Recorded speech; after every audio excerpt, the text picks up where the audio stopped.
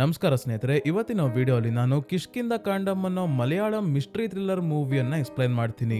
ಈ ಮೂವಿಯ ಸ್ಟೋರಿ ತುಂಬಾನೇ ಇಂಟ್ರೆಸ್ಟಿಂಗ್ ಆಗಿದೆ ಸ್ನೇಹಿತರೆ. ಕೊನೆವರೆಗೂ ಮೂವಿಯಲ್ಲಿ ಏನ್ ನಡೀತಿದೆ ಅಂತಾನೆ ಗೊತ್ತಾಗಲ್ಲ, ಅಷ್ಟು ಸಸ್ಪೆನ್ಸ್ ಇದೆ.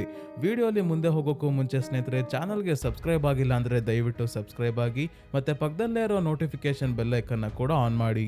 ಈ ಮೂವಿಯ ಸ್ಟಾರ್ಟಿಂಗ್ ಅಲ್ಲಿ ಇದು ಎಲೆಕ್ಷನ್ ನ ಸಮಯ ಆಗಿರೋದ್ರಿಂದ ಲೈಸೆನ್ಸ್ ಜೊತೆ ಗನ್ ಇಟ್ಟಿರೋರೆಲ್ಲ ಪೊಲೀಸ್ ಸ್ಟೇಷನ್ಗೆ ಬಂದು ತಮ್ಮ ತಮ್ಮ ಗನ್ ಗಳನ್ನ ಪೊಲೀಸ್ ಸ್ಟೇಷನ್ ಅಲ್ಲಿ ಡೆಪಾಸಿಟ್ ಮಾಡ್ತಾ ಹೋಗ್ತಾ ಇದ್ದಾರೆ. ಆದ್ರೆ ಅಪ್ಪು ಪಿಳ್ಳೈ ಅನ್ನೋ ವ್ಯಕ್ತಿ ಮಾತ್ರ ಇನ್ನೂ ಗನ್ ಒಪ್ಸೋಕೆ ಪೊಲೀಸ್ ಸ್ಟೇಷನ್ ಗೆ ಬಂದಿಲ್ಲ. ನೆಕ್ಸ್ಟ್ ನಲ್ಲಿ ಅಜಯನ್ ಅನ್ನೋ ವ್ಯಕ್ತಿಯನ್ನ ತೋರಿಸ್ತಾರೆ. ಇವನು ಅಪರ್ಣ ಅನ್ನೋ ಹುಡುಗಿಯನ್ನ ಮದುವೆ ಆಗಿದ್ದಾನೆ. ಅದಕ್ಕೆ ರಿಜಿಸ್ಟರ್ ಆಫೀಸ್ ಗೆ ಫ್ರೆಂಡ್ಸ್ ಫ್ಯಾಮಿಲಿ ಜೊತೆ ಬಂದಿದ್ದಾಗ ಪೊಲೀಸ್ ಅವರಿಂದ ಅಜಯನ್ಗೆ ಕಾಲ್ ಬರುತ್ತೆ. ನಿಮ್ ತಂದೆಯವರ ಹತ್ರ ಗನ್ ಇದೆ ಅಲ್ವಾ, ಅದನ್ನ ಮಧ್ಯಾಹ್ನದ ಒಳಗೆ ಪೊಲೀಸ್ ಸ್ಟೇಷನ್ ಗೆ ಬಂದು ಸರೆಂಡರ್ ಮಾಡ್ಬೇಕು, ಎಲೆಕ್ಷನ್ ಟೈಮ್ ಇದು ಅಂತ ನೋಟಿಸ್ ಕಳ್ಸಿರ್ಲಿಲ್ವಾ ಅಂತ ಕೇಳ್ತಾರೆ. ಅದಕ್ಕೆ ಅಜಯನ್ ಹೇಳ್ತಾನೆ, ನಮ್ಮಪ್ಪ ಅಪ್ಪು ಪಿಳ್ಳೈ ಎಲ್ಲೂ ಜಾಸ್ತಿ ಹೊರಗೆ ಹೋಗಲ್ಲ, ಸಂಜೆ ನಾನೇ ಬಂದ್ರೆ ಆಗುತ್ತಾ, ಸದ್ಯಕ್ಕೆ ನಾನು ಹೊರಗೆ ಇದ್ದೀನಿ ಅಂತ ಅಜಯನ್ ಹೇಳಿದಾಗ ಪೊಲೀಸ್ ಅವರು ಇವರ ಮನೆಯ ಅಡ್ರೆಸ್ ತಗೊಂಡು ನಾವೇ ಮನೆಗೆ ಹೋಗಿ ಗನ್ ಇಸ್ಕೊಂತೀವಿ ಅಂತ ಹೇಳ್ತಾರೆ. ಆದ್ರೆ ಒಂದು ಸಮಸ್ಯೆ ಏನಂದ್ರೆ ಅಪ್ಪು ಪಿಳ್ಳೈ ಅವರು ಮನೆ ತುಂಬಾ ಹುಡ್ಕೋದ್ರು ಗನ್ ಸಿಗ್ತಾ ಇಲ್ಲ. ಎಲ್ಲಿ ಹೋಗಿದೆ, ಯಾರಾದ್ರೂ ಕತ್ಕೊಂಡೇನಾದ್ರೂ ಹೋದ್ರ ಗೊತ್ತಿಲ್ಲ. ಅಜಯನ ರಿಲೇಟಿವ್ ಶಿವದಾಸನ್ ಪೊಲೀಸ್ ಡಿಪಾರ್ಟ್ಮೆಂಟ್ ಅಲ್ಲಿ ಇರೋದ್ರಿಂದ ಹೇಳ್ತಾರೆ, ನಾವು ಗನ್ ಕಾಣೆ ಆಗಿದೆ ಅಂತ ಪಿಟಿಷನ್ ಬರೆದು ಕೊಡೋದು ಒಳ್ಳೆಯದು. ಇಲ್ಲ ಅಂದ್ರೆ ನಾಳೆ ಯಾರಾದ್ರೂ ಆ ಗನ್ ಕದ್ದಿದ್ರೆ, ಆ ಗನ್ ಇಂದ ಕ್ರೈಮ್ ನಡೆದ್ರೆ ನಿಮ್ಮ ಅಪ್ಪನ ಮೇಲೆ ಬರುತ್ತೆ ಅಂತ ಹೇಳ್ತಾರೆ. ನಂತರ ಮದುವೆ ಪ್ರೊಸೀಜರ್ ಎಲ್ಲ ಆದ್ಮೇಲೆ ಅಜಯನ್ ಅಪರ್ಣ ಜೊತೆ ತನ್ನ ಮನೆಗೆ ಬಂದಾಗ ಆಲ್ರೆಡಿ ಪೊಲೀಸ್ ಅವರೆಲ್ಲ ಇಲ್ಲಿಗೆ ಬಂದು ಗನ್ ಕಾಣೆ ಆಗಿರೋದ್ರ ಬಗ್ಗೆ ವಿಚಾರಣೆ ಮಾಡ್ತಾ ಇದ್ದಾರೆ. ಎಲೆಕ್ಷನ್ ಸಮಯ ಗನ್ ಸರೆಂಡರ್ ಮಾಡಬೇಕು ಅಂದಾಗ ಗನ್ ಕಾಣೆ ಆಗಿರೋ ವಿಷಯ ನಿಮ್ಗೆ ಗೊತ್ತಾಗಿದೆ, ಇಲ್ಲ ಅಂದ್ರೆ ಗೊತ್ತೇ ಆಗ್ತಿರ್ಲಿಲ್ಲ. ಆರ್ಮಿ ಆಫೀಸರ್ ಆಗಿ ಇಷ್ಟು ಕೇರ್ಲೆಸ್ ಆಗಿದ್ರೆ ಹೇಗೆ ಅಂತ ಪೊಲೀಸ್ ಅವರು ಅಪ್ಪು ಪಿಳ್ಳೈಗೆ ಹೇಳ್ತಾ ಇದ್ದಾರೆ. ಹೌದು ಸ್ನೇಹಿತರೆ, Appu Pillai retired army officer ಆಗಿದ್ದಾರೆ. ಇವರ ಮಗ ಅಜಯನ್ ಫಾರೆಸ್ಟ್ ಡಿಪಾರ್ಟ್ಮೆಂಟ್ ಅಲ್ಲಿ ಕೆಲಸ ಮಾಡ್ತಿದ್ದಾನೆ. ಸೊ ಪೊಲೀಸ್ ಅವರು ಗನ್ ಕಳ್ದೋಗಿದೆ ಅಂತ ಕಂಪ್ಲೇಂಟ್ ಕೊಡಿ, ಇಲ್ಲ ಅಂದ್ರೆ ಆ ಗನ್ನ ಉಪಯೋಗಿಸ್ಕೊಂಡು ಯಾರಾದ್ರೂ ಕ್ರೈಮ್ ಮಾಡಿದ್ರೆ ನೀವೇ ತಗ್ಲಾಕೊಂತೀರಾ ಅಂತ ಹೇಳಿ ಹೊರಡ್ತಾರೆ. ಇವತ್ ರಾತ್ರಿ ಅಜಯನ್ ತನ್ನ ಅಣ್ಣ ಪ್ರಸಾದ್ ಜೊತೆ ವಿಡಿಯೋ ಕಾಲ್ ಅಲ್ಲಿ ಮಾತಾಡ್ಬೇಕಾದ್ರೆ ಗೊತ್ತಾಗುತ್ತೆ, ತುಂಬಾನೇ ವರ್ಷಗಳಿಂದ ಪ್ರಸಾದ್ ಮನೆಯಿಂದ ದೂರ ಇದ್ದಾರೆ. ಸದ್ಯಕ್ಕೆ ಫಾರಿನ್ ಅಲ್ಲಿ ಕೆಲಸ ಮಾಡ್ತಾ ಇದ್ದಾರೆ. ಇವರ ರಿಲೇಷನ್ ತಮ್ಮ ತಂದೆಯ ಜೊತೆ ಅಂದ್ರೆ ಅಪ್ಪು ಪಿಳ್ಳೈ ಜೊತೆ ಅಷ್ಟೇನು ಚೆನ್ನಾಗಿರಲ್ಲ. ಕಾರಣ ಏನಂದ್ರೆ ಅಪ್ಪು ಪಿಳ್ಳೈ ತುಂಬಾನೇ ಸ್ಟ್ರಿಕ್ಟ್, ನಾನ್ ಹೇಳಿದ್ದೆ ನಡಿಬೇಕು ಅನ್ನೋ ಹಠ ಅವ್ರಿಗೆ ಇರುತ್ತೆ. ಮುಂದಿನ ದಿನ ಅಪರ್ಣ ಮನೆಯ ಹೊರಗೆ ಬಂದು ಸೆಲ್ಫಿ ತೆಕ್ಕೋಬೇಕಾದ್ರೆ ಹಿಂದೆ ಮರದ ಮೇಲೆ ಒಂದು ರೇಡಿಯೋ ನೇತಾಡ್ತಿರೋದನ್ನ ನೋಡ್ತಾ ಇದ್ದಾಳೆ.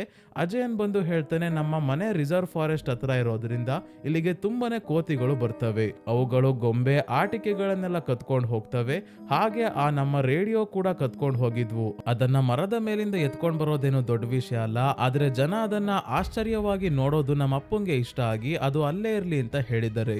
ಈ ಕೋತಿಗಳನ್ನ ಕಂಡ್ರೆ ನನ್ನ ಮಗ ಚಾಚುಗೂ ಕೂಡ ಆಗ್ತಿರ್ಲಿಲ್ಲ, ಅವುಗಳನ್ನ ಹಿಡ್ಕೊಳ್ಳೋದಕ್ಕೆ ಪ್ರಯತ್ನ ಪಡ್ತಿದ್ದ ಅಂತ ಹೇಳ್ತಾನೆ ಅಜಯನ್. ಅಂದ್ರೆ ಸ್ನೇಹಿತರೆ, ಅಜಯನ್ಗೆ ಚಾಚು ಅನ್ನೋ ಮಗ ಇದ್ದ.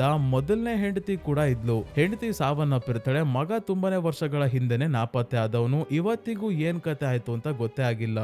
ನಂತರ ಅಜಯನ್ ಒಂದಷ್ಟು ಜನರನ್ನ ಕರೆಸಿ ಮರದ ಮೇಲೆ ಎಲ್ಲಾದ್ರೂ ಗನ್ ಇದೆಯಾ, ಕೋತಿಗಳು ಕತ್ಕೊಂಡು ಹೋಗಿದಾವ ಅಂತ ಚೆಕ್ ಮಾಡಿಸ್ತಾನೆ. ಆದ್ರೆ ಗನ್ ಎಲ್ಲೂ ಸಿಗಲ್ಲ. ಇದಾದ್ಮೇಲೆ ಅಪ್ಪು ಪಿಳ್ಳೈ ಅವರು ತಮ್ಮ ರೂಮ್ಗೆ ಬಂದು ಸಣ್ಣ ನೋಟ್ಬುಕ್ ಅಲ್ಲಿ ಏನೋ ಬರ್ಕೊಂತಾ ಇದ್ದಾರೆ. ಆಮೇಲೆ ಇನ್ನೊಂದು ವಿಷಯ ನಾವಿಲ್ಲಿ ಗಮನಿಸೋದೇನಂದ್ರೆ, ಎಲ್ಲಾ ಕೀಗಳ ಕೀ ಚೈನ್ ಮೇಲೂ ಇದು ಎಲ್ಲಿನ ಕೀ, ಡೋರ್ದ ಡ್ರಾಯರ್ದ ಅಂತೆಲ್ಲ ಬರ್ಕೊಂಡಿದ್ದಾರೆ. ಇದಷ್ಟೇ ಅಲ್ಲ, ತಮ್ಮ ರೂಮ್ ಒಳಗೆ ಯಾರನ್ನೂ ಬರೋಕ್ ಬಿಡಲ್ಲ. ಆದ್ರೆ ಸದ್ಯಕ್ಕೆ ಈಗ ಡೋರ್ ಲಾಕ್ ಮುರಿದೋಗಿರೋದ್ರಿಂದ ವಿಧಿ ಇಲ್ದೆ ಡೋರ್ ಲಾಕ್ ಮಾಡ್ದಲೆ ಕಾರ್ ತಗೊಂಡು ಇಲ್ಲಿಂದ ಹೊರಡ್ತಾರೆ. ಎಲ್ಲಿಗೆ ಅಂದ್ರೆ ತಮ್ಮ ಫ್ರೆಂಡ್ ಸುಮದತ್ತನ್ನ ಮೀಟ್ ಮಾಡೋಕೋಸ್ಕರ. ಯಾಕೆ ಅಂತ ಮುಂದೆ ಗೊತ್ತಾಗುತ್ತೆ. ಇವತ್ ರಾತ್ರಿ ಅಜಯನ್ ವಿಡಿಯೋ ಕಾಲ್ ಅಲ್ಲಿ ಒಂದು NGO ಗೆ ಸೇರಿದ ಮಹಿಳೆ ಜೊತೆ ಮಾತಾಡ್ತಾ ಇದ್ದಾನೆ, ತನ್ನ ಮಗನ ಮಿಸ್ಸಿಂಗ್ ಕೇಸ್ ಬಗ್ಗೆ. ಇಲ್ಲಿ ನಮಗೆ ಗೊತ್ತಾಗೋದೇನಂದ್ರೆ, ಅಜಯನ್ನ ಮಗ ಚಾಚು 3 ವರ್ಷಗಳ ಹಿಂದೆ ಕಾಣೆ ಆಗಿದ್ದ. ಅಜಯನ್ನ ಹೆಂಡತಿ ಪ್ರವೀಣಾ ಕೂಡ ಕಾಯಿಲೆಯಿಂದ ಸಾವನ್ನಪ್ಪಿದಳೆ. ಇವರ ಫೋಟೋಸ್ನ ಅಪರ್ಣ ಕೂಡ ನೋಡ್ತಾ ಇದ್ದಾಳೆ. ಆದ್ರೆ ಮೊದಲನೇ ಹೆಂಡತಿಯ ಮಗ ಅಂತ ಇವಳು ಬೇಜಾರ್ ಮಾಡ್ಕೊಂಡಿಲ್ಲ. ಚಾಚುನ ಹುಡ್ಕೋದ್ರಲ್ಲಿ ಅಜಯನ್ಗೆ ಫುಲ್ ಸಪೋರ್ಟ್ ಮಾಡ್ತಾ ಇದ್ದಾಳೆ. ನಂತರ ಅಜಯನ್ ಫಾರೆಸ್ಟ್ ಡಿಪಾರ್ಟ್ಮೆಂಟ್ ಆಫೀಸ್ಗೆ ಕೆಲಸಕ್ಕೆ ಅಂತ ಬಂದಾಗ ಇವನ ಕೊಲಿಗೊಬ್ಬನಿಗೆ ಕಾಲ್ ಬರುತ್ತೆ, ಕಾಡಿನಲ್ಲಿ ಯಾರೋ ಫೈರಿಂಗ್ ಮಾಡ್ತಿರೋ ಶಬ್ದ ಕೇಳಿಸ್ತಾ ಇದೆ ಅಂತ. ಅದಕ್ಕೆ ತಕ್ಷಣ ಎಲ್ಲರೂ ಕಾಡಿಗೆ ಬಂದಾಗ ಇಲ್ಲಿರೋ ಒಂದು ಬೋರ್ಡ್ ಮೇಲೆ ತುಂಬಾನೇ ಬಾರಿ ಫೈರ್ ಮಾಡಿ ಹೋಗಿದ್ದಾರೆ, ಯಾರು ಅಂತ ಗೊತ್ತಾಗಲ್ಲ. ಆದ್ರೆ ಜನ ಈ ಕೆಲಸ ಅಪ್ಪು ಪಿಳ್ಳೈನ ಫ್ರೆಂಡ್ ಸುಮದತ್ತನೇ ಮಾಡಿರೋದು, ಇಲ್ಲ ಇವ್ರ ಕಡೆಯವರೇ ಯಾರೋ ಮಾಡಿರೋದು ಅಂತ ಅನ್ಕೊಂಡಿದ್ದಾರೆ. ಯಾಕಂದ್ರೆ 40 ವರ್ಷಗಳ ಹಿಂದೆ ಸುಮದತ್ತ ನಕ್ಸಲ್ಗಳ ಜೊತೆ ಸೇರ್ಕೊಂಡಿದ್ದ. ಅವರಿಗೋಸ್ಕರ ಬಾಂಬ್ಗಳನ್ನೆಲ್ಲ ಮಾಡ್ತಿದ್ದ. ಆದ್ರೆ ಈಗ ಕಾಡನ್ನ ನೋಡ್ಕೊಳ್ಳೋ ಸೆಕ್ಯೂರಿಟಿ ಗಾರ್ಡ್ ತರ ಕೆಲಸ ಮಾಡ್ತಿರೋದ್ರ ಜೊತೆಗೆ ಯಾರಿಗೂ ಕಾಣ್ದಂಗೆ ಮದ್ಯವನ್ನ ಕೂಡ ಮಾರ್ತಾ ಇರ್ತಾನೆ. ಇಲ್ಲಾಗಿರೋ ಫೈರಿಂಗ್ ನ ಬಗ್ಗೆ ಇನ್ವೆಸ್ಟಿಗೇಟ್ ಮಾಡೋಕೆ ಬಂದವರು ಹೇಳೋದೇನಂದ್ರೆ, ಈ ಬುಲೆಟ್ ಮಾರ್ಕ್ಸ್ ನ ನೋಡ್ತಿದ್ರೆ ರೈಫಲ್ ಇಂದ ಅಲ್ಲ, ಸಣ್ಣ ಪಿಸ್ತೂಲ್ ಇಂದ ಫೈರ್ ಮಾಡಿರೋ ಹಾಗೆ ಕಾಣ್ತಿದೆ. ಇದು ನಕ್ಸಲ್ಗಳು ಮಾಡಿರೋದಲ್ಲ ಅಂತ ಅನ್ಸುತ್ತೆ ಅಂತ ಹೇಳ್ಬೇಕಾದ್ರೆ, ನಮ್ಮ ಅಪ್ಪನ್ ಗನ್ನಿಂದ ಏನಾದ್ರೂ ಫೈರ್ ಮಾಡಿರ್ಬೋದಾ ಅಂತ ಸ್ವಲ್ಪ ಗಾಬರಿ ಆಗ್ತಾನೆ ಅಜಯನ್. ಮನೆಗೆ ಬಂದಾದ್ಮೇಲೆ ತನ್ನ ಅಣ್ಣ ಪ್ರಸಾದ್ ಜೊತೆ ವಿಡಿಯೋ ಕಾಲ್ ಅಲ್ಲಿ ಮಾತಾಡ್ಬೇಕಾದ್ರೆ ಇವರು ಕೂಡ ಹೇಳ್ತಾ ಇದ್ದಾರೆ, ಸುಮದತ್ತನ್ ಮೇಲೆ ನನಗೆ ನಂಬಿಕೆ ಇಲ್ಲ, ಅವರೇ ಗನ್ ಎತ್ತಿರ್ಬೋದು, ಹೇಳಕ್ಕಾಗಲ್ಲ, ಹುಷಾರಾಗಿರು ಅಂತ ಹೇಳ್ತಾರೆ. ನಂತರ ಅಜಯನ್ ಊಟ ಮಾಡ್ಬೇಕಾದ್ರೆ ಅವ್ರ ಅಪ್ಪ ಕಾಲ್ ಮಾಡಿ ಕಾರ್ ಸ್ಟಾರ್ಟ್ ಆಗ್ತಿಲ್ಲ ಬಾ ಅಂತ ತಾವಿರೋ ಜಾಗ ಹೇಳ್ತಾರೆ. ಅಜಯನ್ ಮತ್ತೆ ಅಪರ್ಣ ಗಾಬರಿಯಾಗಿ ಅಪ್ಪು ಪಿಳ್ಳೈ ಹತ್ರ ಬಂದು ಕಾರ್ ಏನಾಗಿದೆ ಅಂತ ಅಜಯನ್ ಚೆಕ್ ಮಾಡ್ಬೇಕಾದ್ರೆ ಒಂದೇ ಸಲ ಕೀ ಆನ್ ಮಾಡ್ತಾನೆ, ಅಷ್ಟೇ ಕಾರ್ ಸ್ಟಾರ್ಟ್ ಆಗೋಗುತ್ತೆ. ಇವನ್ಗೆ ಅನ್ಸುತ್ತೆ ಕಾರಲ್ಲಿ ಏನು ಸಮಸ್ಯೆನೇ ಆಗಿಲ್ವಲ್ಲ ಅಂತ. ಆದ್ರೆ ಅಪ್ಪು ಪಿಳ್ಳೈ ಸುಮ್ನೆ ಕೋಪ ಮಾಡ್ಕೊಂಡು ಬೈತಾರೆ ಅಂತ ಇವರನ್ನ ಮನೆಗೆ ಕರ್ಕೊಂಡ್ ಬರ್ತಾನೆ ಅಜಯನ್. ಮನೆಗೆ ಬಂದಾದ್ಮೇಲೆ ಅಪ್ಪು ಪಿಳ್ಳೈ ಕೆಲವು ಪೇಪರ್ಸ್ ನ ತಗೊಂಡು ಹೋಗಿ ಕಾಡಿನಲ್ಲಿ ಸುಟ್ಟಾಕ್ತಾ ಇದ್ದಾರೆ. ಇದನ್ನ ನೋಡಿದ ಅಪರ್ಣ ಯಾರೋ ಕಾಡಿನಲ್ಲಿ ಬೆಂಕಿ ಹಾಕಿದ್ದಾರೆ ಅಂತ ಅಜಯನ್ನ ಕರ್ಕೊಂಡು ಹೋಗೋ ಅಷ್ಟರಲ್ಲೇ ಮಳೆ ಬಂತು. ಅದಕ್ಕೆ ಬೆಳಗ್ಗೆ ಎದ್ದು ಶಿವದಾಸನ್ನ ಕರೆಸಿ ಯಾರೋ ರಾತ್ರಿಯಲ್ಲಿ ಬೆಂಕಿ ಹಚ್ಚಿದ್ರು ಅಂತ ಹೇಳ್ತಾ ಇದ್ದಾರೆ. ಇಲ್ಲೇ ಅಪ್ಪು ಪಿಳ್ಳೈ ಇದ್ರು ಕೂಡ ನಾನೇ ಬೆಂಕಿ ಹಾಕಿ ಪೇಪರ್ಸ್ನ ಸುಟ್ಟಾಕಿದ್ದು ಅಂತ ಹೇಳಲ್ಲ. ಅಂದ್ರೆ ಏನೋ ಸೀಕ್ರೆಟ್ ಮೇಂಟೈನ್ ಮಾಡ್ತಾ ಇದ್ದಾರೆ ಅಪ್ಪು ಪಿಳ್ಳೈ. ಯಾರೋ ಕೆಲ್ಸಕ್ಕೆ ಅಂತ ಬಂದವರು ವೇಸ್ಟ್ನ ಹಾಕಿ ಬೆಂಕಿ ಇಟ್ಟಿರ್ಬೋದು, ತಲೆ ಕೆಡ್ಸ್ಕೋಬೇಡಿ. ಮತ್ತೆ ನಿಮ್ಮಪ್ಪ ಅಪ್ಪು ಪಿಳ್ಳೈಗೆ ಹೇಳಿ ಒಂದಷ್ಟು ದಿನ ಸುಮದತ್ತನ್ನ ಮೀಟ್ ಮಾಡೋಕೆ ಹೋಗ್ಬೇಡಿ ಅಂತ. ಯಾಕಂದ್ರೆ ಕಾಡಿನಲ್ಲಿ ಗನ್ ಫೈರಿಂಗ್ ಆದಾಗ್ಲಿಂದ ಎಲ್ಲರ ಕಣ್ಣು ಸುಮದತ್ತನ್ನ ಮೇಲೆ ಇದೆ. ನಿಮ್ಮಪ್ಪ ಅವನ ಹತ್ರ ಹೋಗಿ ಅವರು ಕೂಡ ತಗ್ಲಾಕೊಂಡ್ರೆ ಕಷ್ಟ ಅಂತ ಅಜಯನ್ಗೆ ಹೇಳಿ ಹೋಗ್ತಾರೆ ಶಿವದಾಸನ್. ನೆಕ್ಸ್ಟಿನಲ್ಲಿ ಅಜಯನ್ ಕೆಲ್ಸಕ್ಕೆ ಇವತ್ತು ಅಪರ್ಣನ ಕೂಡ ಕರ್ಕೊಂಡ್ ಬಂದಿದ್ದಾಗ ಸುಮದತ್ತನ್ನ ಬಗ್ಗೆ ಅಪರ್ಣ ಕೇಳ್ತಾಳೆ. ಅವರು ನಾವು ಚಿಕ್ಕವರಿದ್ದಾಗ್ಲಿಂದನೂ ನಮ್ಮ ಮನೆಗೆ ಬರ್ತಾ ಇದ್ರು, ನಾನು ನಮ್ಮ ಅಣ್ಣ ಅಂದ್ರೆ ಅವ್ರಿಗೆ ತುಂಬಾನೇ ಪ್ರೀತಿ. ಆದ್ರೆ 1970s ಅಲ್ಲಿ ನಕ್ಸಲ್ಗಳು ಕೋರ್ಟ್ ನ ರೆಕಾರ್ಡ್ ರೂಮ್ ನ ಸುಟ್ಟಾಕಿದ್ರು. ಆ ಕೇಸಲ್ಲಿ ಸುಮದತ್ತನ ಜೊತೆ ನಮ್ಮ ಅಪ್ಪನ ಕೂಡ ಎಳ್ಕೊಂಡಿದ್ರು. ನಮ್ ತಾತಂಗೆ ತುಂಬಾನೇ ಜನ ಡಿಪಾರ್ಟ್ಮೆಂಟ್ ಅಲ್ಲಿ ಇರೋರು ಗೊತ್ತಿದ್ರು, ಹಾಗಾಗಿ ನಮ್ಮಪ್ಪ ಸೇಫ್ ಆದ್ರು. ಆಮೇಲೆ ನಮ್ಮ ಅಪ್ಪನ ತಾತ ಆರ್ಮಿಗೆ ಕಳ್ಸಿದ್ರು ಅಂತ ಹೇಳ್ಬೇಕಾದ್ರೆ ಶಿವದಾಸನ್ ಇಲ್ಲಿಗೆ ಬರ್ತಾನೆ. ಕರ್ನಾಟಕದ ಬೆಳಗಾವಿಯಲ್ಲಿ ಚಾಚು ವಯಸ್ಸಿನ ಹುಡುಗನ ಡೆಡ್ ಬಾಡಿ ಸಿಕ್ಕಿದೆ, ಐಡೆಂಟಿಫಿಕೇಶನ್ಗೆ ಕರಿತಾ ಇದ್ದಾರೆ ಅಂತ ಹೇಳಿದಾಗ ಎಲ್ಲರೂ ಬೆಳಗಾವಿಗೆ ಬಂದು ಡೆಡ್ ಬಾಡಿಯನ್ನ ನೋಡ್ತಾರೆ. ಆದ್ರೆ ಅವ್ರ ಪುಣ್ಯಕ್ಕೆ ಇದು ಚಾಚುನ ಡೆಡ್ ಬಾಡಿ ಅಲ್ಲ.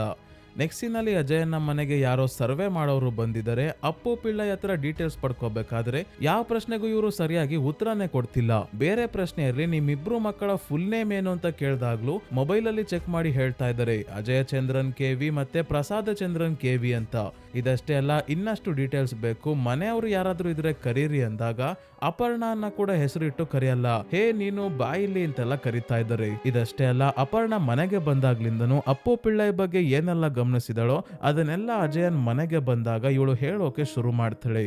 ಮೊದಲನೇದಾಗಿ ಅಪ್ಪು ಪಿಳ್ಳೈ ಅವರ ಫೋನ್ ಚೆಕ್ ಮಾಡಿದಾಗ ಅದರಲ್ಲಿ ಇರೋದೇ 10 ಕಾಂಟ್ಯಾಕ್ಟ್ಸ್ ಅಷ್ಟೇ. ಆದ್ರೂ ಎಲ್ಲರ ಹೆಸರಿನ ಜೊತೆಗೆ ಅವರು ಯಾರು, ತಮಗೆ ಏನಾಗ್ಬೇಕು ಅಂತ ಕೂಡ ಸೇವ್ ಮಾಡ್ಕೊಂಡಿದ್ದಾರೆ. ಎಕ್ಸಾಂಪಲ್ಗೆ ಅಜಯನ್ನ ಹೆಸರಿನ ಮುಂದೆ ಬ್ರಾಕೆಟ್ ಅಲ್ಲಿ ಮಗ ಅಂತ, ಇನ್ನೊಬ್ಬರ ಹೆಸರಿನ ಪಕ್ಕ ಫ್ರೆಂಡ್ ಅಂತೆಲ್ಲ ಸೇವ್ ಮಾಡ್ಕೊಂಡಿದ್ದಾರೆ. ಒಂದಿನ ಅಪ್ಪು ಪಿಳ್ಳೈ ಅವರ ಫ್ರೆಂಡ್ ಮನೆಗೆ ಬಂದು ಇವರನ್ನ ಮಾತಾಡಿಸ್ಬೇಕಾದ್ರೆ ಅಪ್ಪು ಪಿಳ್ಳೈ ತುಂಬಾನೇ ಟೆನ್ಷನ್ ಮಾಡ್ಕೊಂಡು ಮಾತಾಡ್ತಾ ಇರ್ತಾರೆ. ಜೊತೆಗೆ ಒಂದು ಸಣ್ಣ ಬುಕ್ ಇಟ್ಕೊಂಡು ಅದನ್ನ ಪದೇ ಪದೇ ನೋಡಿ ಉತ್ತರ ಕೊಡ್ತಾ ಇರ್ತಾರೆ. ಮತ್ತೆ ಅವತ್ತು ಕಾರ್ ಸ್ಟಾರ್ಟ್ ಆಗ್ಲಿಲ್ಲ ಅಂತ ಫೋನ್ ಮಾಡಿ ಅಜಯನ್ ಮತ್ತೆ ಅಪರ್ಣನ ಕರ್ಸ್ಕೊಂಡಿದ್ದಾಗ ಕಾರಲ್ಲಿ ಏನೋ ಪ್ರಾಬ್ಲಮ್ಮೇ ಇರ್ಲಿಲ್ಲ. ಅವತ್ತು ಅವರು ಕಾರ್ ನಿಲ್ಸ್ಕೊಂಡು ನಿಂತಿದ್ದ ಜಾಗದಲ್ಲಿ 2 ರೋಡ್ ಇತ್ತು. ಮನೆಗೆ ಯಾವ ರೋಡಲ್ಲಿ ಹೋಗ್ಬೇಕು ಅಂತ ಗೊತ್ತಾಗದೆ ಅಜಯನ್ಗೆ ಸುಳ್ಳು ಹೇಳ್ಕೊಂಡು ಫೋನ್ ಮಾಡಿರ್ತಾರೆ. ಈ ವಿಷಯ ಎಲ್ಲ ಗಮನಿಸಿರೋ ಅಪರ್ಣ, ನಾವು ಡಾಕ್ಟರ್ ಹತ್ರ ಇದರ ಬಗ್ಗೆ ಮಾತಾಡೋದು ಒಳ್ಳೇದು, ಅವ್ರಿಗೆ ಏನು ನೆನಪೇ ಇರ್ತಾ ಇಲ್ಲ ಅಂತ ಹೇಳ್ತಾಳೆ. ಅದಕ್ಕೆ ಅಜಯನ್ ಕೂಡ ಹೇಳ್ತಾನೆ, ಹೌದು ಅವರಿಗೆ ನೆನಪಿನ ಶಕ್ತಿ ಕಡಿಮೆ ಇದೆ, ನಡೆದಿರೋ ವಿಷಯಗಳನ್ನ ಮರ್ತೋಗ್ತಾರೆ. ನೀನು ಹೇಗೆ ಈ ವಿಷಯ ಎಲ್ಲ ಗಮನಿಸಿದ್ಯೋ ಅದೇ ತರ ನನ್ ಮಗ ಚಾಚು ಕೂಡ ಗಮನಿಸಿ ಹೇಳಿದ್ದ. ಡಾಕ್ಟರ್ಗೂ ತೋರ್ಸೋಣ ಅಂತ ನಾನು ಹೇಳಿದ್ದೆ, ಅಷ್ಟಕ್ಕೆ ದೊಡ್ಡ ಜಗಳ ಆಗಿತ್ತು. ಒಂದಿನ ಅವರ ಫ್ರೆಂಡ್ ಜೇಕಬ್ ಅವರು ಬಂದು ಅವರ ಜೊತೆ ಮಾತಾಡಿದ್ರು. ಜೇಕಬ್ ಅವರು ಕೂಡ ಆರ್ಮಿಯಲ್ಲೇ ಇದ್ರು. ಅವರು ನನಗೆ ನಮ್ಮಪ್ಪನ ಬಗ್ಗೆ ನನಗೆ ಗೊತ್ತಿಲ್ಲದೆ ಇರೋ ವಿಷಯಗಳನ್ನ ಹೇಳಿದ್ರು ಅಂತ ಹೇಳ್ತಾನೆ. ಅದೇನು ವಿಷಯ ಅಂದ್ರೆ ಸ್ನೇಹಿತರೆ, ಅಪ್ಪು ಪಿಳ್ಳೈಗೆ ಒಂದು ನ್ಯೂರೋಲಾಜಿಕಲ್ ಸಮಸ್ಯೆ ಇರುತ್ತೆ. ಇದರಿಂದ ಅವ್ರಿಗೆ ನೆನಪಿನ ಶಕ್ತಿ ಜಾಸ್ತಿ ಇರಲ್ಲ, ಮರೆವು ಜಾಸ್ತಿ. ಆದ್ರೆ ಈ ವಿಷಯ ಯಾರಿಗೂ ಗೊತ್ತಾಗಬಾರ್ದು ಅಂತ ಮರುವಿನ ಕಾಯಿಲೆಯನ್ನ ಮುಚ್ಚಿಡ್ತಾ ಬಂದಿದ್ದಾರೆ. ಈ ವಿಷಯ ಎಲ್ಲರಿಗೂ ಗೊತ್ತಾಗ್ದಂಗೆ ಮೇಂಟೈನ್ ಮಾಡಿದರೆ ಹೇಗೆ ಅಂತ ಮುಂದೆ ನೋಡೋಣ. ಒಟ್ನಲ್ಲಿ ಇವರು ಆರ್ಮಿಯಿಂದ ರಿಟೈರ್ ಆಗಿರಲ್ಲ, ಇವರನ್ನ ಕೆಲಸದಿಂದ ತೆಗ್ದಿರ್ತಾರೆ. ಯಾಕೆ ಅಂದ್ರೆ ಆರ್ಮಿಯಲ್ಲೂ ಅಷ್ಟೇ ಅಪ್ಪು ಪಿಳ್ಳೈ ತುಂಬಾನೇ ಸ್ಟ್ರಿಕ್ಟ್ ಇರ್ತಾರೆ, ಯಾವುದೇ ತಪ್ಪು ಆಗಂಗಿಲ್ಲ. ತಮ್ಮ ಜೂನಿಯರ್ಸ್ಗೂ ಬಾಯ್ಗೆ ಬಂದಂಗೆ ಬೈತಾ ಇರ್ತಾರೆ. ಅಲ್ಲಿಂದಾನೇ ಇವರು ಸಣ್ಣ ಪುಟ್ಟ ವಿಷಯಗಳನ್ನೆಲ್ಲ ಮರ್ತೋಗ್ತಾ ಇರ್ತಾರೆ. ಆದ್ರೆ ಒಂದು ದಿನ ಸರ್ವಿಸ್ ಪಿಸ್ಟಲ್ ನ ಎಲ್ಲೋ ಇಟ್ಟು ಮರ್ತೋಗಿರ್ತಾರೆ. ನಂತರ ಅದು ಬೇರೆ ಆಫೀಸರ್ಸ್ಗೆ ಆರ್ಮಿ ಕ್ವಾರ್ಟರ್ಸ್ ನ ವಾಷಿಂಗ್ ಮೆಷಿನ್ ಒಳಗೆ ಸಿಕ್ಕಿರುತ್ತೆ. ಇದರಿಂದ ಅಪ್ಪು ಪಿಳ್ಳೈ ಅವ್ರನ್ನ ಕೆಲಸದಿಂದ ತೆಗೆದಿರ್ತಾರೆ. ತಮ್ಮ ಘನತೆ ಗೌರವ ಎಲ್ಲಿ ಹಾಳಾಗೋಗುತ್ತೋ ಅಂತ ಅಪ್ಪು ಪಿಳ್ಳೈ ಕೂಡ ಡಾಕ್ಟರ್ ಹತ್ರ ಹೋಗ್ದಲೆ ತಮ್ಮ ಕಂಡೀಷನ್ ಬಗ್ಗೆನೂ ಯಾರಿಗೂ ಹೇಳ್ದೆ ಎಲ್ಲ ಕವರ್ ಅಪ್ ಮಾಡ್ಕೊಂಡು ಹೇಗೋ ಮ್ಯಾನೇಜ್ ಮಾಡ್ತಿದ್ದಾರೆ. ಈ ವಿಷಯ ಅಜಯನ್ ಅಪರ್ಣಾಗೆ ಹೇಳಿ ನಾವು ನಮ್ಮ ಅಪ್ಪಂಗೆ ಸಪೋರ್ಟ್ ಆಗಿ ನಿಲ್ಬೇಕು ಅಂತ ಹೇಳ್ತಾನೆ. ನೆಕ್ಸ್ಟಿನಲ್ಲಿ ಅಪರ್ಣಾ ಚಾಚುನ ವಿಡಿಯೋಸ್ ನೋಡ್ಬೇಕಾದ್ರೆ ಕೇಳ್ತಾಳೆ, ನಿಮ್ಮ ಅಪ್ಪಂಗೆ ಚಾಚು ನಾಪತ್ತೆ ಆಗಿರೋದ್ರ ಬಗ್ಗೆ ಏನಾದರೂ ಗೊತ್ತಿರ್ಬೋದಲ್ವಾ, ಅದನ್ನ ಅವರು ಈಗ ಮರ್ತೋಗಿರ್ಬೋದಲ್ವಾ ಅಂದಾಗ ಅಜಯನ್ಗೂ ಕೂಡ ಹೀಗೆ ಆಗಿರ್ಬೋದು ಅಂತ ಅನ್ಸುತ್ತೆ. ಇದೇ ಸಮಯಕ್ಕೆ ಪೊಲೀಸ್ ಅವರೆಲ್ಲ ಇವರ ಲ್ಯಾಂಡ್ ಪಕ್ಕದಲ್ಲೇ ಇರೋ ಇನ್ನೊಂದು ಲ್ಯಾಂಡ್ಗೆ ಬರ್ತಾ ಇದ್ದಾರೆ. ಮೊದಲು ಆ ಜಾಗ ಕೂಡ ಅಪ್ಪು ಪಿಳ್ಳೈಗೆ ಸೇರಿತ್ತು, ಆದರೆ ಈಗ 2 ವರ್ಷದ ಹಿಂದೆ ಅಪ್ಪು ಪಿಳ್ಳೈ ಆ ಲ್ಯಾಂಡ್ ನ ಬೇರೆಯವ್ರಿಗೆ ಮಾರಿರ್ತಾರೆ. ಆ ಜಾಗದಲ್ಲಿ ಒಂದಷ್ಟು ಜನ ವರ್ಕರ್ಸ್ ಗುಂಡಿಯಾಗಿ ಬೇಕಾದ್ರೆ ಒಂದು ಅಸ್ಥಿ ಪಂಜರ ಸಿಕ್ಕಿರುತ್ತೆ. ಹಾಗಾಗಿ ಪೊಲೀಸ್ ಅವ್ರನ್ನ ಕರೆಸಿದ್ದಾರೆ. ಫಾರೆನ್ಸಿಕ್ ಟೀಮ್ ಅವರು ಬಂದು ಇನ್ವೆಸ್ಟಿಗೇಷನ್ ಮಾಡಿದಾಗ ಮತ್ತೆ ಇದು ಕೂಡ ಅಪ್ಪು ಪಿಳ್ಳೈ ಬುಡಕ್ಕೆ ಬರುತ್ತೆ. ಕಾರಣ ಏನಂದ್ರೆ ಈ ಅಸ್ಥಿ ಪಂಜರ ಒಂದು ಕೋತಿದು. ಆ ಕೋತಿಯನ್ನ ಶೂಟ್ ಮಾಡಿ ಸಾಯಿಸಿ ಮಣ್ಣಲ್ಲಿ ಊತಾಕಿರೋದು, ಅದು 3 ವರ್ಷದ ಹಿಂದೆ ಸಾವನ್ನಪ್ಪಿರೋದು ಅಂತ ರಿಪೋರ್ಟ್ ಅಲ್ಲಿ ಬಂದಿದೆ. ಅಂದ್ರೆ ಅಪ್ಪು ಪಿಳ್ಳೈ ಆ ಲ್ಯಾಂಡ್ ನ ಮಾರಿದಿದ್ದು 2 ವರ್ಷದ ಹಿಂದೆ, ಕೋತಿ ಸಾವನ್ನಪ್ಪಿರೋದು 3 ವರ್ಷದ ಹಿಂದೆ. ಆಗ ಅಪ್ಪು ಪಿಳ್ಳೈಯೇ ಈ ಲ್ಯಾಂಡ್ ನ ಓನರ್ ಆಗೋದು. ಅಷ್ಟೇ ಅಲ್ಲ, ಗನ್ ಕೂಡ ಕಳ್ಕೊಂಡಿರೋದ್ರಿಂದ ಖಂಡಿತ ಇಲ್ಲೇನೋ ಸಮಸ್ಯೆ ಇದೆ ಅಂತ ಪೊಲೀಸ್ ಅವ್ರಿಗೆ ಅನುಮಾನ ಬರ್ತಾ ಇದೆ. ಹಾಗಾಗಿ ಆಗ್ಲೇ ಪೊಲೀಸರು ಒಂದು ಟೀಮ್ ಮಾಡ್ಕೊಂಡು ಇನ್ವೆಸ್ಟಿಗೇಷನ್ ಶುರು ಮಾಡಿದರೆ ಅಪ್ಪು ಪಿಳ್ಳೈನ ಬಗ್ಗೆ ಕೂಡ ತಿಳ್ಕೊಂತಾ ಇದ್ದಾರೆ. ಈ ಕಡೆ ಅಪ್ಪು ಪಿಳ್ಳೈ ಇನ್ನು ಅವಾಗವಾಗ ಸುಮದತ್ತನ್ನ ಮೀಟ್ ಮಾಡ್ತಾನೆ ಇದ್ದಾರೆ. ಅಜಯನ್ನ ಕೋತಿಯ ಬಗ್ಗೆ ತನ್ನ ತಂದೆಗೆ ಹೇಳಿ ಹೇಗೆ ರಿಯಾಕ್ಟ್ ಮಾಡ್ತಾರೆ ಅಂತ ಗಮನಿಸಿದ್ರು ಕೂಡ ಅಪ್ಪು ಪಿಳ್ಳೈ ನಾರ್ಮಲ್ ಆಗಿ ಇರೋ ಹಾಗೆ ಟೆನ್ಷನ್ ಮಾಡ್ಕೊಂಡಂಗೆ ಉತ್ತರ ಕೊಡ್ತಾ ಇದ್ದಾರೆ. ಮುಂದಿನ ದಿನ ಅಪ್ಪು ಪಿಳ್ಳೈ VMC ಹಾಸ್ಪಿಟಲ್ಗೆ ಬಂದು ಜಗಳ ಎಲ್ಲ ಮಾಡಿ ಯಾವುದೋ ಹಳೆ ರಿಪೋರ್ಟ್ಸ್ ನ ತೆಗೆಸ್ಕೊಂತಾರೆ. ಮತ್ತೆ ಇದರಲ್ಲಿ ಏನೋ ನೋಡಿ ವಾಪಸ್ ಮನೆ ಕಡೆ ಹೊರಟಾಗ ಅದೇ ಅವತ್ತು 2 ರೋಡ್ ಇರೋ ಜಾಗಕ್ಕೆ ಬಂದಿದ್ರಲ್ಲ, ಅಲ್ಲಿಗೆ ಬಂದು ಮತ್ತೆ ಇವರಿಗೆ ಮರ್ತೋಯ್ತು. ರೈಟ್ ಸೈಡ್ ಹೋಗ್ಬೇಕಾ ಲೆಫ್ಟ್ ಸೈಡ್ ಹೋಗ್ಬೇಕಾ ಅಂತ ಗೊತ್ತಾಗ್ತಿಲ್ಲ. ಲಾಸ್ಟ್ ಟೈಮ್ ಕಾರ್ ಸ್ಟಾರ್ಟ್ ಆಗ್ಲಿಲ್ಲ ಅಂತ ಅಜಯನ್ನ ಕರ್ಸ್ಕೊಂಡೆ, ಮತ್ತೆ ಅದನ್ನೇ ಹೇಳಕ್ಕಾಗಲ್ಲ, ಏನ್ ಮಾಡೋದು ಅಂತ ಯೋಚನೆ ಮಾಡ್ಬೇಕಾದ್ರೆ ಇವರ ಊರಿನ ಕಡೆ ಹೋಗೋ ಬಸ್ ಬರುತ್ತೆ. ಆ ಬಸ್ ಯಾವ ಸೈಡ್ಗೆ ಹೋಗುತ್ತೋ ಅದೇ ರೋಡ್ಗೆ ಟರ್ನ್ ಆಗಿ ಮನೆಗೆ ಬರ್ತಾರೆ. ಇಲ್ಲಿ ಆಲ್ರೆಡಿ ಅಮೃತ್ ಲಾಲ್ ಅನ್ನೋರೊಬ್ರು ಮನೆಯ ಹೊರಗೆ ಕೂತಿದ್ದಾರೆ. ಅಜಯನ್ ಮತ್ತೆ ಅಪರ್ಣಾ ಎಲ್ಲೋ ಹೊರಗೆ ಹೋಗಿದ್ದಾರೆ. ಅಪ್ಪು ಪಿಳ್ಳೈಗೆ ಟೆನ್ಷನ್ ಶುರು ಆಯ್ತು, ಇವನ್ ಯಾರೀಗ ಅಂತ. ಮನೆ ಒಳಗೆ ಬಂದಾಗ ಫೋಟೋ ಅಲ್ಲಿ ಅಮೃತ್ ಲಾಲ್ ಮತ್ತೆ ಅಪ್ಪು ಪಿಳ್ಳೈ ಇಬ್ರು ಆರ್ಮಿ ಡ್ರೆಸ್ ಅಲ್ಲಿ ಜೊತೆಗೆ ಇರೋದನ್ನ ನೋಡಿ ಇಲ್ಲಿ ಎಲ್ಲರ ಹೆಸರಲ್ಲಿ ತುಂಬಾನೇ ಸಣ್ಣ ಸಣ್ಣ ನೋಟ್ ಬುಕ್ ಗಳನ್ನ ಡ್ರಾಯರ್ ಅಲ್ಲಿ ಇಟ್ಕೊಂಡಿದ್ದಾರೆ. ಇಷ್ಟು ಹೆಸರಲ್ಲಿ ಅಮೃತ್ ಲಾಲ್ ನ ಬಗ್ಗೆ ಬರ್ಕೊಂಡಿರೋ ಬುಕ್ ನ ತಗೊಂಡು ಬರ್ತಾರೆ. ಯಾಕೆ ಅಂದ್ರೆ ಈ ಬುಕ್ ಅಲ್ಲಿ ಅಮೃತ್ ಲಾಲ್ ನ ಬಗ್ಗೆ ಎಲ್ಲಾ ಡೀಟೇಲ್ಸ್ ಬರ್ಕೊಂಡಿದ್ದಾರೆ. ಮ್ಯಾನೇಜ್ ಮಾಡ್ಬೇಕಲ್ಲ, ಈಗ ತಮಗೆ ಎಲ್ಲ ನೆನಪಿದೆ ಅನ್ನೋ ಹಾಗೆ, ಅದಕ್ಕೋಸ್ಕರ ಈ ದಾರಿ ಕಂಡುಕೊಂಡಿದ್ದಾರೆ. ಬುಕ್ ಅನ್ನ ನೋಡ್ಕೊಂಡು ಮಾತಾಡ್ಬೇಕಾದ್ರೆ ಬುಕ್ ನ ಮುಂದಿನ ಪೇಜಸ್ ಅಲ್ಲಿ ಇವರು ಬರ್ಕೊಂಡಿದ್ದಾರೆ, ಅಮೃತ್ ಲಾಲ್ ಆರ್ಮಿ ಆಫೀಸರ್ ತರ ಕಾಣ್ತಿಲ್ಲ, ಇಲ್ದೇ ಇರೋ ಕತೆಗಳನ್ನೆಲ್ಲ ಹೇಳ್ತಾನೆ, ಅವನನ್ನ ನಂಬಾರ್ದು ಅಂತ ಬರ್ಕೊಂಡಿದ್ದಾರೆ. ಇದನ್ನ ಕನ್ಫರ್ಮ್ ಮಾಡ್ಕೊಳ್ಳೋಕೆ ಅಪ್ಪು ಪಿಳ್ಳೈ ಬೇಕು ಅಂತಾನೆ ಏನೇನೋ ಕತೆಗಳನ್ನ ಹೇಳ್ತಾರೆ. ನೀವು 1986ರಲ್ಲಿ ಶ್ರೀಲಂಕಾ ಅಲ್ಲಿ ಇದ್ರಿ ಅಲ್ವಾ, ಆ ಕೆಲಸ ಮಾಡ್ತಿದ್ರಿ ಈ ಕೆಲಸ ಮಾಡ್ತಿದ್ರಿ ಅಂತೆಲ್ಲ ಹೇಳಿದಾಗ ಅಮೃತ್ ಲಾಲ್ ಹೌದು ಅದೇ ಕರೆಕ್ಟ್ ಅಂತ ಹೇಳೋಕೆ ಶುರು ಮಾಡ್ತಾರೆ. ಈಗ ಅಪ್ಪು ಪಿಳ್ಳೈ ಹೇಳ್ತಾರೆ, ನಾನೇನೇನೋ ಕತೆ ಹೇಳ್ತಿದ್ರೆ ನಿಜ ಅಂತ ಹೇಳ್ತಾ ಇದ್ಯಾ, ನೀನ್ ಇಲ್ಲಿಗೆ ಬಂದಿರೋ ಉದ್ದೇಶ ಏನು, ಯಾರ್ ನೀನು, ಯಾಕೆ ಈ ರೀತಿ ಆಕ್ಟ್ ಮಾಡ್ತಾ ಇದ್ಯಾ ಅಂತ ಇವರ ಮೇಲೆನೆ ಅಪ್ಪು ಪಿಳ್ಳೈ ದಾಳಿ ಮಾಡೋಕೆ ಹೋದಾಗ ಇದೇ ಸಮಯಕ್ಕೆ ಅಜಯನ್ ಮತ್ತೆ ಅಪರ್ಣಾ ಬರ್ತಾರೆ. ಅಪ್ಪು ಪಿಳ್ಳೈ ಸಡನ್ ಆಗಿ ಏನ್ ನಡೀತಾ ಇದೆ ಇಲ್ಲಿ ಅನ್ನೋದೇ ಮರ್ತೋದ್ರು. ಅಮೃತ್ ಲಾಲ್ ಇಲ್ಲಿ ಏನು ನಡೆದೇ ಇಲ್ಲ ಅನ್ನೋ ಹಾಗೆ ಅಜಯನ್ನ ಮಾತಾಡಿಸ್ಕೊಂಡು ಇಲ್ಲಿಂದ ಹೋಗ್ತಾರೆ. ನೆಕ್ಸ್ಟಿನಲ್ಲಿ ಇಬ್ರು ವೈಲ್ಡ್ ಲೈಫ್ ಫೋಟೋಗ್ರಾಫರ್ಸ್ ಪೊಲೀಸ್ ಸ್ಟೇಷನ್ಗೆ ಬಂದು ಕೋತಿಗಳ ಒಂದು ಫೋಟೋ ತೋರಿಸ್ತಾ ಇದ್ದಾರೆ. ಯಾಕಂದ್ರೆ ಈ ಫೋಟೋ ಅಲ್ಲಿ ಒಂದು ಕೋತಿ ಗನ್ ಹಿಡ್ಕೊಂಡಿದೆ. ಇದ್ದಕ್ಕಿದ್ದಂಗೆ ಈ ವಿಷಯ ನ್ಯೂಸ್ ಮುಖಾಂತರ ಎಲ್ಲಾ ಕಡೆ ಹರಡುತ್ತೆ. ಕಾಡಿನ ಒಳಗೆ ಯಾವ ಟೂರಿಸ್ಟ್ ಗಳು ಕೂಡ ಹೋಗ್ದಲೇ ಇರೋ ಹಾಗೆ ನಿರ್ಬಂಧ ಮಾಡ್ತಾರೆ. ಕೋತಿ ಮಿಸ್ ಆಗಿ ಯಾರಿಗಾದ್ರೂ ಶೂಟ್ ಮಾಡಿದ್ರೆ ಕಷ್ಟ ಅಂತ. ಪೊಲೀಸರು ಈಗ ಮತ್ತೆ ಅಪ್ಪು ಪಿಳ್ಳೈ ಬುಡಕ್ಕೆ ಬರ್ತಾರೆ. ಅಪ್ಪು ಪಿಳ್ಳೈನ ಪೊಲೀಸ್ ಸ್ಟೇಷನ್ಗೆ ಕರೆಸಿ ಈ ಗನ್ ಏನಾದ್ರೂ ನಿಮ್ದ ಅಂತ ಫೋಟೋ ತೋರಿಸಿ ಕೇಳಿದಾಗ ಹೌದು ಅಂತ ಒಪ್ಕೊಂತಾರೆ. ಅವರು ಒಪ್ಕೊಂಡ್ರು ಅಂದ್ ಮಾತ್ರಕ್ಕೆ ನಾವು ಕನ್ಕ್ಲೂಷನ್ಗೆ ಬರಕ್ಕಾಗಲ್ಲ ಅಂತ ಹೇಳಿ ಪೊಲೀಸ್ ಅವರು ಇನ್ನು ಆ ಗನ್ನ ಬಗ್ಗೆ ಇನ್ವೆಸ್ಟಿಗೇಷನ್ ಮಾಡೋದು ಮುಂದುವರಿಸ್ತಾರೆ. ಹಾಗಾಗಿ ಅಪ್ಪು ಪಿಳ್ಳೈನ ಎನ್ಕ್ವೈರಿಗೆ ಕೂರಿಸ್ಕೊಂಡು ಒಂದಾದ್ಮೇಲೆ ಒಂದು ಪ್ರಶ್ನೆ ಕೇಳೋಕೆ ಶುರು ಮಾಡ್ತಾರೆ. ಅಪ್ಪು ಪಿಳ್ಳೈ ಫುಲ್ ನರ್ವಸ್ ಆಗೋಗಿದ್ದಾರೆ. ಯಾಕಂದ್ರೆ ತಮ್ಮ ಮರುವಿನ ಕಾಯಿಲೆಯನ್ನ ಮುಚ್ಚಿಡ್ಕೊಳ್ಳೋದಕ್ಕೆ ಇಲ್ಲಿ ಯಾವುದೇ ಬುಕ್ ಆಗ್ಲಿ ಇನ್ನೊಂದಾಗ್ಲಿ ಏನೂ ಇಲ್ಲ. ಶಿವದಾಸನ್ ತಕ್ಷಣ ಅಜಯನ್ಗೆ ಕಾಲ್ ಮಾಡಿ ಸುಮದತ್ತನ್ನ ಮೀಟ್ ಮಾಡೋಕೆ ಹೇಳ್ತಾನೆ. ಅಪ್ಪು ಪಿಳ್ಳೈ ಮತ್ತೆ ಸುಮದತ್ತನ್ನ ನಡುವೆ ಏನ್ ನಡೀತು, ಏನ್ ಮಾತುಕತೆ ಆಗ್ತಾ ಇತ್ತು ಅಂತ ಗೊತ್ತಾದ್ರೆ ಅಪ್ಪು ಪಿಳ್ಳೈನ ಸೇವ್ ಮಾಡೋಕೆ ಹೆಲ್ಪ್ ಆಗ್ಬೋದು ಅಂತ. ಅದಕ್ಕೆ ಅಪರ್ಣ ಮತ್ತೆ ಅಜಯನ್ ಇಬ್ರು ಸುಮದತ್ತನ್ ಹತ್ರ ಬಂದು ಮಿಸ್ಸಿಂಗ್ ಗನ್ ಬಗ್ಗೆ ಮತ್ತೆ ಕಾಡಲ್ಲಿ ಸಿಕ್ಕಿರೋ ಕೋತಿಯ ಅಸ್ಥಿ ಪಂಜರದ ಬಗ್ಗೆ ಕೇಳಿದಾಗ ಎಲ್ಲ ಡೀಟೇಲ್ ಆಗಿ ಹೇಳ್ತಾರೆ ಸುಮದತ್ತನ್. ಏನಾಗಿರುತ್ತೆ ಅಂದ್ರೆ, ಒಂದು ದಿನ ಅಜಯನ್ ತನ್ನ ಹೆಂಡತಿ ಪ್ರವೀಣ ಅನ್ನ ಕ್ಯಾನ್ಸರ್ ಟ್ರೀಟ್ಮೆಂಟ್ಗೆ ಅಂತ ಹಾಸ್ಪಿಟಲ್ಗೆ ಕರ್ಕೊಂಡು ಹೋಗಿದ್ದಾಗ ಚಾಚು ತನ್ನ ತಾತ ಅಂದ್ರೆ ಅಪ್ಪು ಪಿಲ್ಲೈ ಅವರ ಗನ್ ಎತ್ಕೊಂಡ್ ಬಂದು ಒಂದು ಕೋತಿಗೆ ಶೂಟ್ ಮಾಡಿರ್ತಾನೆ. ಇದರಿಂದ ಕೋಪದಲ್ಲಿ ಎಂತ ಕೆಲಸ ಮಾಡ್ದೆ ಅಂತ ಅಪ್ಪು ಪಿಲ್ಲೈ ಇವನಿಗೆ ಹೊಡಿಬೇಕಾದ್ರೆ ಸುಮದತ್ತನ್ ಬಂದು ಇವರನ್ನ ತಡೆದು ಹೇಳ್ತಾರೆ, ಈ ವಿಷಯ ಹೊರಗೆ ಹೋದ್ರೆ ಪೊಲೀಸ್ ಕೇಸ್ ಆಗುತ್ತೆ, ಮಗು ಏನೋ ಗೊತ್ತಿಲ್ಲದೆ ತಪ್ಪು ಮಾಡಿದ್ದಾನೆ, ನಾನೆಲ್ಲ ನೋಡ್ಕೊಂತೀನಿ ಅಂತ ಹೇಳಿ ಕೋತಿಯ ಬಾಡಿಯನ್ನ ಮಣ್ಣಲ್ಲಿ ಹೂತಾಕಿ ಬಂದಿರ್ತಾರೆ. ಮತ್ತೆ ಈ ವಿಷಯ ಎಲ್ಲೂ ಲೀಕ್ ಆಗ್ದಲೇ ಇರೋ ಹಾಗೆ ನೋಡ್ಕೊಂತಾರೆ. ಆದ್ರೆ ಆಶ್ಚರ್ಯವಾದ ವಿಷಯ ಏನಂದ್ರೆ, ಸುಮದತ್ತನ್ ಹೋಗಿ ವಾಪಸ್ ಬರೋ ಅಷ್ಟರಲ್ಲೇ ಅಪ್ಪು ಪಿಲ್ಲೈ ಏನು ನಡೆದೇ ಇಲ್ಲ ಅನ್ನೋ ಹಾಗೆ ಇವತ್ತು ಚಾಚುನ ಬರ್ತ್ಡೇ, ತಗೋ ಪಾಯಸ ಅಂತ ಸುಮದತ್ತನ್ಗೆ ಕೊಡೋದ್ರ ಜೊತೆಗೆ ಚಾಚುವನ್ನ ಕೂಡ ಚೆನ್ನಾಗೆ ಮಾತಾಡಿಸ್ತಾ ಇದ್ದಾರೆ. ಇಲ್ಲಿಂದ ಸುಮದತ್ತನ್ಗೆ ಅಪ್ಪು ಪಿಲ್ಲೈನ ಮರುವಿನ ಕಾಯಿಲೆಯ ಬಗ್ಗೆ ಡೌಟ್ ಬರೋಕೆ ಶುರು ಆಗುತ್ತೆ. ಅವತ್ತಿಂದ ಇವರು ಪದೇ ಪದೇ ಸುಮದತ್ತನ್ನ ಮೀಟ್ ಮಾಡೋಕೆ ಬಂದು ತಮ್ಮ ಗನ್ ಕಾಣೆ ಆಗಿದೆ, ಹಿಂದೆ ನಡೆದಿದ್ದೆಲ್ಲ ಒಂದ್ಸಲ ಹೇಳು ಅಂತ ಅವಾಗವಾಗ ಬಂದು ಕೇಳ್ತಾನೆ ಇರ್ತಾರೆ. ಪ್ರತಿ ಸಲ ಬಂದಾಗ್ಲೂ ಮೊದಲನೇ ಬಾರಿ ಸುಮದತ್ತನ್ ಹೇಳ್ತಿರೋದನ್ನ ಕೇಳ್ತಿರೋ ಹಾಗೆ ಗಮನ ಇಟ್ಟು ಕೇಳಿಸ್ಕೊಂಡು ಹಳೇದನ್ನೆಲ್ಲ ನೆನ್ಪು ಮಾಡ್ಕೊಂಡು ಹೋಗ್ತಾ ಇರ್ತಾರೆ. ಏನಾದ್ರೂ ಸಮಸ್ಯೆ ಆಗಿದ್ಯಾ ಅಂತ ಸುಮದತ್ತನ್ ಕೇಳಿದ್ರು ಕೂಡ ಅಪ್ಪು ಪಿಲ್ಲೈ ಕೋಪದಲ್ಲಿ ಇವ್ರಿಗೆನೆ ಬೈದಿರ್ತಾರೆ. ಇಷ್ಟು ವಿಷಯವನ್ನ ಸುಮದತ್ತನ್ ಹೇಳಿ ಆದ್ಮೇಲೆ ಅಪರ್ಣ ವಾಪಸ್ ಮನೆಗೆ ಹೋಗ್ತಾಳೆ. ಅಜಯನ್ ಶಿವದಾಸನ್ ಜೊತೆ ಪೊಲೀಸ್ ಸ್ಟೇಷನ್ಗೆ ಬರ್ತಾನೆ.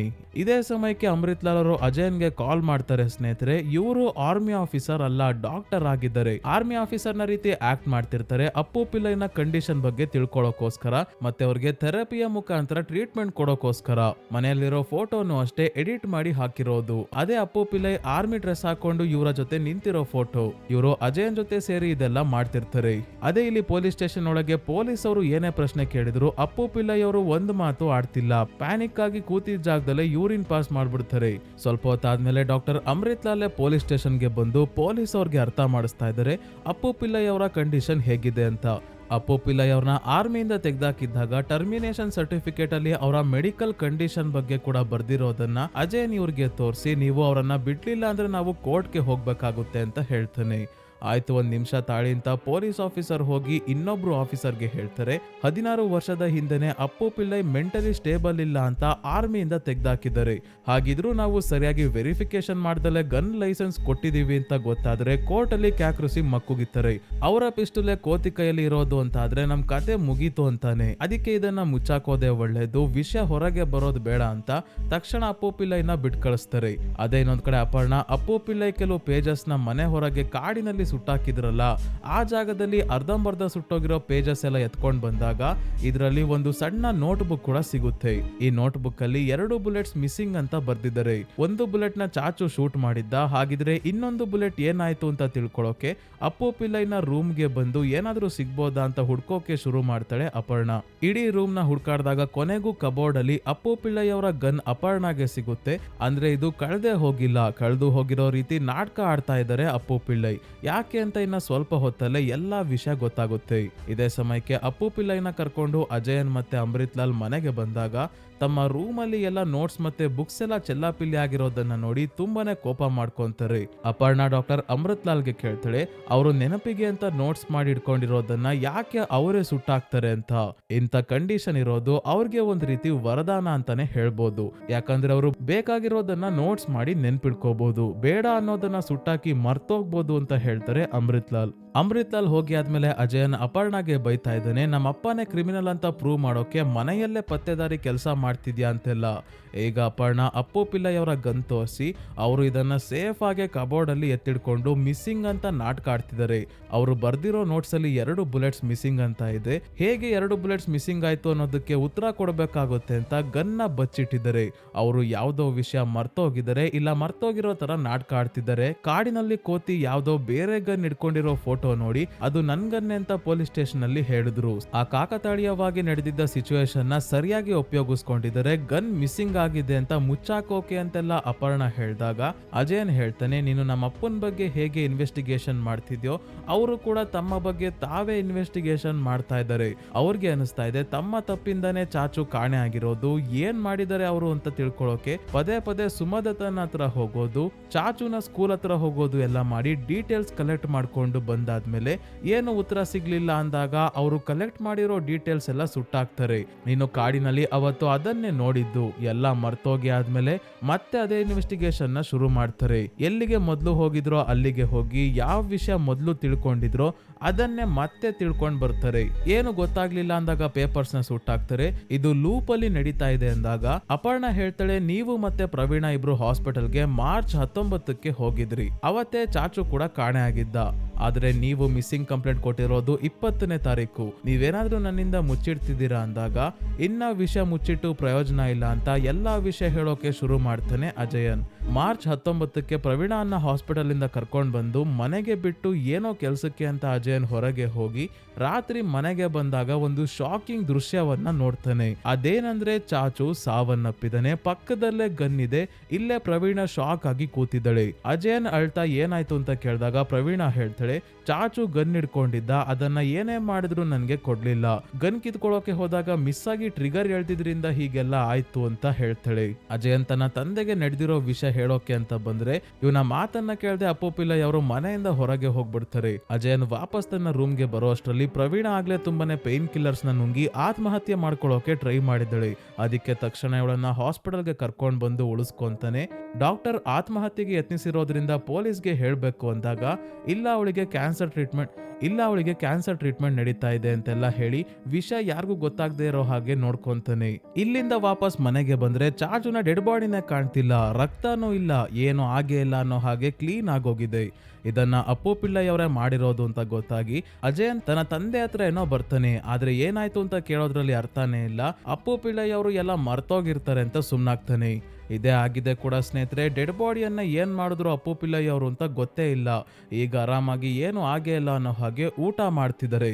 ಇದಾಗಿ ಕೆಲವು ತಿಂಗಳಾದ್ಮೇಲೆ ಕಾಡಿನಲ್ಲಿ ಅಪ್ಪು ಪಿಲ್ಲೈ ಕೆಲವೊಂದು ಪೇಪರ್ಸ್ ನ ಸುಟ್ಟಾಕ್ತಿರೋದನ್ನ ನೋಡಿ ಅಜಯನ್ ಇವರ ಹತ್ರ ಬಂದಾಗ ಚಾಚುಗೆ ಏನಾಯ್ತು ಅಂತ ತಾವೇ ಇನ್ವೆಸ್ಟಿಗೇಷನ್ ಮಾಡಿ ಆಲ್ರೆಡಿ ತಿಳ್ಕೊಂಡಿದ್ದಾರೆ. ಸುಮದತನ ಹತ್ರ ಹೋಗಿ ತಮ್ಮ ಗನ್ನಲ್ಲಿದ್ದ ಒಂದು ಬುಲೆಟ್ ಏನಾಯ್ತು ಅಂತ ತಿಳ್ಕೊಂಡಿರ್ತಾರೆ. ಅದೇ ಚಾಚು ಕೋತಿಗೆ ಶೂಟ್ ಮಾಡಿದ್ದ ಅನ್ನೋದು. ಇನ್ನೊಂದು ಬುಲೆಟ್ ಕೂಡ ಕಾಣೆ ಆಗಿದೆ. ಆ ಬುಲೆಟ್ ಇಂದಾನೆ ಚಾಚು ಸಾವನ್ನಪ್ಪಿರೋದು. ಅದು 19ನೇ ತಾರೀಕು ಅಂತ VMC ಹಾಸ್ಪಿಟಲ್ಗೆ ಹೋಗಿ ರಿಪೋರ್ಟ್ ಇಸ್ಕೊಂಡ್ ಬಂದು ನೋಡಿರ್ತಾರೆ.